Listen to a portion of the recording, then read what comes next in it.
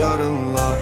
Sənə yarınlar, mənə gecə kabuslar sanırlar. Mənlə qalırlar, qapımı çalırlar. Bu qorxunc kabuslar və qarırlar. Otağı sarırlar, ağlı alırlar. Gedib pərdə ardında dayanırlar. Məni ağlını itirmiş sanırlar. Yan otaqda qorxunc bağırdır. Hərdən acırlar, burada qaçırlar. Boğur bu lənəti mənə açırlar. Onlar acrular, aya palçırlar. Mənə toxunsa yəqin qan çıxar. O sağalçaqlar ya da qancıqlar. Dönüb ilana zəhər atıb sancırlar.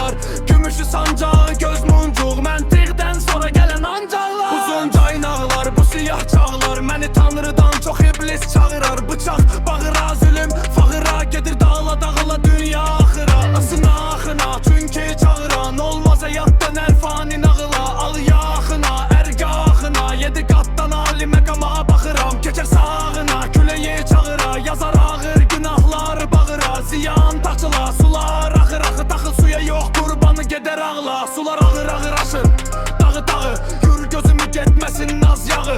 Yarın yadından al darağı. Cırıb attığım şehir varağı. Mənə dünya düşmandır yağı. Məni şizofren halımdan tanı. Mən yarımçı kitablar yazanı. Mən gördüm qaralar yeyər ağı.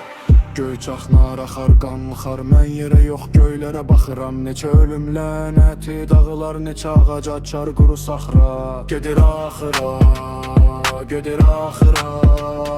Gedir dağıla, qağıla, dünya nağıla. Gedir axıra, gedir axıra.